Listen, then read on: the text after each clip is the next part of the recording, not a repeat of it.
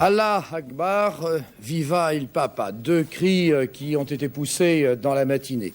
Le premier à Téhéran pour le retour de l'ayatollah Khomeini, le second pour le retour du pape au Vatican après cette longue tournée en Amérique latine. Deux sujets sur lesquels nous reviendrons dans un instant. Et puis, nous parlerons aussi de l'agression contre le juge Berger, agression qui donne lieu en ce moment même à une déclaration du ministre de l'Intérieur. Dans un instant, donc, Christian Bonnet sur les écrans de TF1 et un résumé de ce qui s'est passé la nuit dernière par Éric Gilbert. Mais tout de suite, les deux premiers sujets de l'actualité. Et d'abord, le retour à Téhéran face à 4 millions de personnes venues l'accueillir de l'ayatollah Khomeini. L'ayatollah craignait que cette journée ne soit dangereuse. Hier, il a laissé à Paris sa femme et ses petits-enfants. Avec lui dans l'avion, outre 150 journalistes, il n'y avait que des militants de la cause islamique qui, comme lui pour la plupart, n'avaient pas foulé depuis 15 ans le sol de l'Iran. Quelle journée pour un homme de 78 ans. Hier, à 7h du soir, il dirigeait une prière publique dans un calme village des Yvelines. Un départ à 1h du matin depuis l'aéroport de Roissy, complètement fermé au public, depuis 11h du soir et envahi par les CRS, les gendarmes et les policiers. Et puis maintenant, ce soleil de Téhéran. L'arrivée à l'aéroport à 9h est relativement calme. L'avion avait dû cependant tourner 15 minutes au-dessus de Téhéran avant de se poser. Le service d'ordre, des dizaines de milliers de jeunes gens, des comités Khomeini. Ils ont empêché la foule de dépasser la place Chayad, rebaptisée place de la Liberté ou place Khomeini. À l'aéroport, sous la surveillance de quelques policiers de l'armée de l'air, seuls des représentants des différentes communautés, des différents groupes sociaux du pays peuvent saluer l'ayatollah. Et c'est déjà beaucoup d'ambiance. Mais surtout une ambiance de fête paroissiale, beaucoup plus qu'une ambiance de révolution.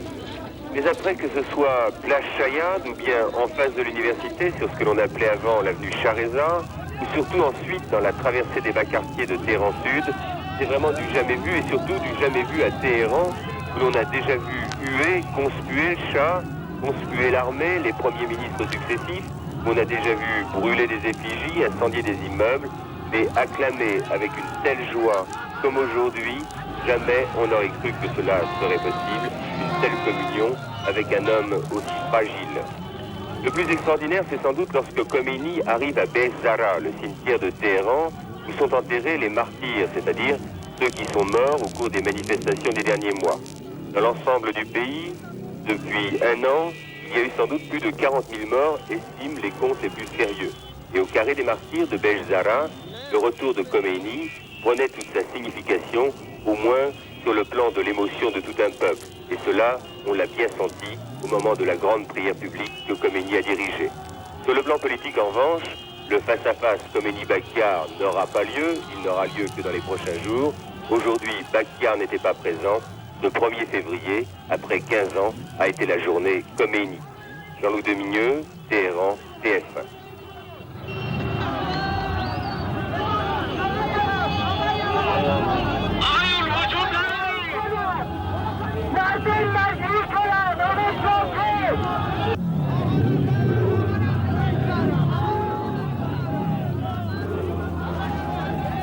Image extraordinaire que celle que vous voyez en ce moment sur l'écran, arrivant directement par satellite et qui vous permettent de voir ce qu'était il y a de cela quelques instants l'accueil réservé par la population de Téhéran tout au long des 32 kilomètres qui séparent l'aéroport du cimetière où l'ayatollah a prononcé un discours. Tout au long de ces 32 kilomètres, accueil réservé par plus de 4 millions de personnes, dit-on chez les observateurs qui sont sur place dans la capitale iranienne. Et puis